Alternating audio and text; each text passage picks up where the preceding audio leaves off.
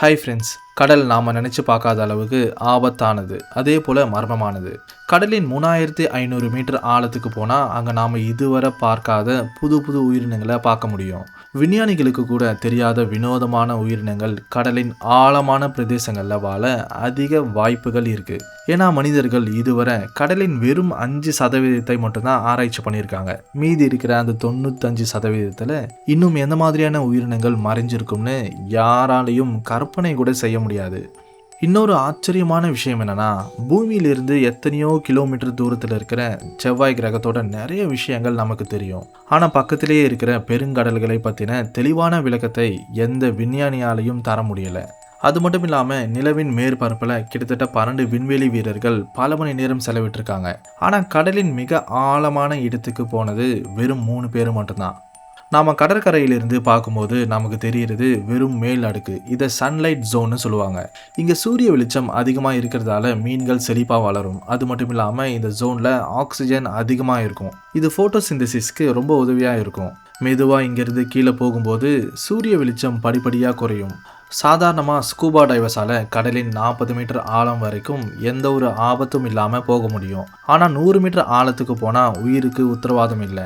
இப்படி இருந்தாலும் சில பேர் இதை விட ஆழத்துக்கு போய் சாதனை படைச்சிருக்காங்க. ஹெர்பர்ட் நீச் 214 மீட்டரும் அஹ்மத் கப்பர் 332 மீட்டர் ஆழத்துக்கு போய் மக்களை ஆச்சரியப்படுத்தினாங்க. 200 மீட்டர் ஆழத்திலிருந்து ஒரு வித்தியாசமான உலகம் ஆரம்பமாகும். இதை ட்விலைட் ஜோன்னு சொல்லுவாங்க. இங்கே சூரிய வெளிச்சம் ரொம்ப கம்மியாக இருக்கும். இந்த இடத்துல இருந்து தான் வித்தியாசமான உயிரினங்கள் தென்பட ஆரம்பிக்கும். ட்விலைட் ஜோனில் வாழ்ந்துட்டு இருக்கிற சில உயிரினங்களோட உடலில் பயோலுமினிசன்ஸ் அப்படிங்கிற ஃபினாமினன் இருக்கும். இந்த மாதிரியான உயிரினங்கள் தன்னோட உடம்புல இருந்து வெளியாகிற வெளிச்சத்தால் பயணிக்கும். அதே போல் வேட்டையாடி சாப்பிடும். இதுக்கு ஒரு நல்ல உதாரணம் பயோலுமினிசன்ட் ஜெல்லிஃபிஷ். உலகின் மிகப்பெரிய பாலூட்டியான ப்ளூ வேலால் கூட கடலின் 500 மீட்டர் ஆழம் வரைக்கும் தான் நீந்த முடியும். ஏன்னா கடலின் ஆழத்துக்கு போக போக அங்கே ப்ரெஷர் கூட அதிகமாகும். அது மட்டும் இல்லாமல் ப்ளூ வேலுக்கு தேவைப்படுற உணவு கடலின் மேற்பரப்பில் தான் கிடைக்கும். 1000 மீட்டர் ஆழத்திலிருந்து மிட் நைட் ஜோன் ஆரம்பமாகும். இது ஆழ்கடலின் மர்மமான உயிரினங்களோட வாழ்விடமாக இருக்குது. இங்கே சுத்தமாக சூரிய வெளிச்சமே இருக்காது. அதனால் ஃபோட்டோசிந்தசிஸ் செயல்முறை சாத்தியமாகாது. இந்த ஜோனில் வாழ்ந்துட்டு இருக்கிற உயிரினங்களை பார்த்தா அது ஏலியன்ஸ் மாதிரி இருக்கும். இன்னும் சில உயிரினங்களோட உடல் டிரான்ஸ்பரண்ட்டாக இருக்கும். இப்படி விதவிதமான உயிரினங்கள் வாழக்கூடிய இந்த பகுதியில் ப்ரெஷர் ரொம்ப அதிகமாக இருக்கும். கடலின் மேற்பரப்போடு ஒப்பிட்டா மிட் நைட் ஜோனில் கிட்டத்தட்ட 100 மடங்கு ப்ரெஷர் அதிகமாக இருக்கும். அதாவது ஒரு பெரிய யானையை மனிதனோட உடல் மேலே வச்சா எப்படி இருக்குமோ அந்த அளவுக்கு ப்ரெஷர் இருக்கும். என்னதான் இங்கே ப்ரெஷர் அதிகமாக இருந்தாலும் பிளாப் ஃபிஷ் மாதிரியான சில மீன்கள் இந்த சுற்றுச்சூழலில் வாழ்ந்துக்கிட்டு இருக்கு. ஆச்சரியமான விஷயம் என்னென்னா, இந்த பிளாப் ஃபிஷ் சுமார் 1000 மீட்டர் ஆழத்தில் இருக்கிற ப்ரெஷரில் வாழும்போது தான் அதோட உடல் அமைப்பு சாதாரணமாக இருக்கும். ஒருவேளை இது கடலின் மேற்பரப்புக்கு கொண்டு வரப்பட்டால் அதோட உடல் இந்த மாதிரி வித்தியாசமாக மாறிடும். மிலிட்ரி சப்மரைன்ஸால் கூட மிட் நைட் ஜோன் ஆழத்தை விட இன்னும் ஆழத்துக்கு போக முடியாது. அதையும் மீறி போனால் அங்கே இருக்கிற அதிகமான ப்ரெஷர் சப்மரைன்ஸை முழுமையாக சேதப்படுத்தும். 2000 மீட்டர் ஆழத்துக்கு போனால் இன்னும் ஆபத்தான உயிரினங்கள் தென்பட ஆரம்பிக்கும். உதாரணமாக பிளாக் டிராகன் ஃபிஷ் மற்றும் ராட்சத ஸ்குவிட்ஸ் கூட இந்த மர்மமான ஆழ்கடலில் வாழ்ந்துக்கிட்டு இருக்கும்.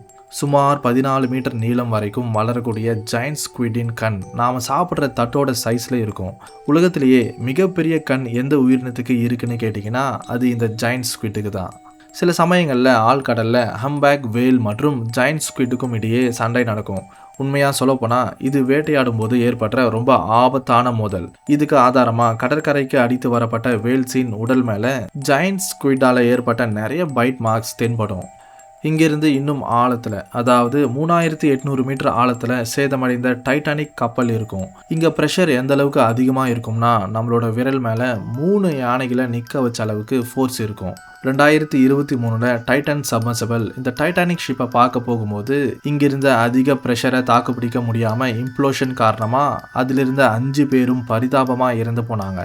4000 மீட்டர் ஆழத்திலிருந்து அபிசல் ஜோன் ஆரம்பமாகும். இங்கே டெம்பரேச்சர் கிட்டத்தட்ட ஃப்ரீசிங் பாயிண்ட் கிட்ட இருக்கும். அதாவது 0லிருந்து 2 டிகிரி செல்சியஸ் இருக்கும். ஒரு துளி கூட வெளிச்சம் இல்லாத இந்த இருண்ட பிரதேசத்தில் வாழ்ந்துட்டு இருக்கிற சில உயிரினங்களோட உடம்புல டார்ச் லைட் மாதிரியான பாகம் பொருத்தப்பட்டிருக்கும். இது மற்ற உயிரினங்களை வேட்டையாடவும் ஆழ்கடலில் பயணிக்கவும் உதவும். இதுக்கு ஒரு நல்ல உதாரணம் ஆங்கிலர் ஃபிஷ். ஆழ்கடலின் இன்னும் ஆழத்துக்கு போக போக சுமார் 6000 மீட்டர் ஆழத்துல அடல் ஜோன் அப்படிங்கிற அதி பயங்கரமான இடம் ஆரம்பமாகும். இதுதான் ஆழ்கடலின் மிக ஆழமான பகுதி. ஆச்சரியமான விஷயம் என்னன்னா, நிலவுக்கு போய் ஆராய்ச்சி பண்ண நபர்களின் எண்ணிக்கையை விட இந்த இருண்ட பிரதேசத்துல ஆராய்ச்சி பண்ணவங்களோட எண்ணிக்கை ரொம்ப ரொம்ப கம்மி. இன்டர்நெட்டுக்கு சம்மந்தப்பட்ட பெரிய பெரிய ராட்சத கேபிள்ஸ் கூட ஆழ்கடலில் தான் இருக்கும். சுமார் 3000 மீட்டர்லேருந்து 6000 மீட்டர் ஆழத்தில் தான் இந்த சப்மரைன் இன்டர்நெட் கேபிள்ஸ் பொருத்தப்பட்டிருக்கும். சில இடத்துல இந்த கேபிள்ஸ் 8000 மீட்டர் ஆழத்தில் கூட பொருத்தப்பட்டிருக்கும். உண்மையாக சொல்லப்போனால் உலகத்துக்கு சம்மந்தப்பட்ட கிட்டத்தட்ட எல்லா இன்டர்நெட் டிராஃபிக்கும் இந்த கேபிள்ஸ் வழியாக தான் பயணிக்கும். இங்கே ப்ரெஷர் அபாய அளவில் இருக்கும். சரியான பாதுகாப்பு உபகரணங்கள் இல்லாமல் இந்த இடத்துக்கு போனால் வெறும் சில வினாடிகளில் நம்மளோட உடல் நசுங்கிடும். ஆனால் இந்த அளவுக்கு அதிகமான ப்ரெஷரில் கூட வாழ்க்கை இருக்குன்னு சொல்கிறது உண்மையாகவே ஆச்சரியப்படுத்தக்கூடிய விஷயம். விஞ்ஞானிகள் ஸ்பெஷல் ரிசர்ச் சப்மரைன் உதவியால் இந்த ஆழமான பகுதிகளுக்கு போய் ஆராய்ச்சி செய்வாங்க. அப்படிப்பட்ட ஒரு சப்மரைன் உதவியால் தான் சேதமடைந்த டைட்டானிக் கப்பல் கண்டுபிடிக்கப்பட்டுச்சு. கடலின் ஆழமான பகுதியில் உலகின் மிக உயரமான மலையான மவுண்ட் எவரெஸ்ட்டை தலைக்கீழாக திருப்பி போட்டால் அதோட டிப் கடலின் தரையை தொடாது. கடலின் மிக ஆழமான இடத்தை இந்த சேலஞ்சர் டீப்னு சொல்லுவாங்க. சுமார் 48 கிலோமீட்டர்ஸ் நீளம் இருக்கிற இந்த இடம் பசிபிக் பெருங்கடலின் மேரியானா ட்ரெஞ்சில் இருக்கு. இங்க கம்ப்ளீட் டார்க்னஸ், உணவு கிடைக்கிறது சாத்தியமற்றது. ப்ரெஷர் நாம கற்பனை கூட செய்ய முடியாத அளவுக்கு அதிகமாக இருக்கும். இந்த அளவுக்கு ஆழத்தில் வாழ்க்கை சாத்தியம் இல்லைன்னு நினைச்சீங்கன்னா அது ரொம்ப தவறு. ஏன்னா இந்த பயங்கரமான இடத்துல கூட ஸ்னெயில் ஃபிஷ், ஷ்ரிம்ப்ஸ், சீ குக்கும்பர்ஸ் மாதிரியான உயிரினங்கள் வாழ்ந்துகிட்டு இருக்கு. ஏலியன்ஸ் மாதிரி இருக்கிற இந்த உயிரினங்களுக்கு எலும்புகளே இருக்காது. அது மட்டும் இல்லாமல் இந்த உயிரினங்களோட உடலை சுற்றி ஒரு விதமான கெமிக்கல் ஷீல்ட்ஸ் இருக்கும். இதுதான் இந்த உயிரினங்களை அந்த அளவுக்கு ப்ரெஷர்ல இருந்து பாதுகாக்குது. ஆனால் இந்த மாதிரியான உயிரினங்களை கடலின் மேற்பரப்புக்கு கொண்டு வந்தால் ப்ரெஷரில் இருக்கிற மாற்றங்கள் காரணமாக இறந்து போகும்.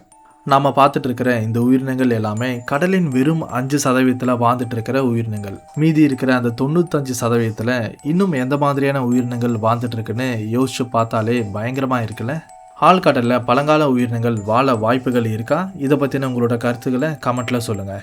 இந்த வீடியோ பிடிச்சிருந்தா லைக் பண்ணுங்கள், ஷேர் பண்ணுங்கள். மறக்காமல் நம்ம சேனலை சப்ஸ்கிரைப் பண்ணி அந்த நோட்டிஃபிகேஷன் பெல்லை ஆல்ல செட் பண்ணிக்கோங்க. மறுபடியும் அடுத்த வீடியோவில் சந்திக்கலாம். தேங்க்ஸ் ஃபார் வாட்சிங்.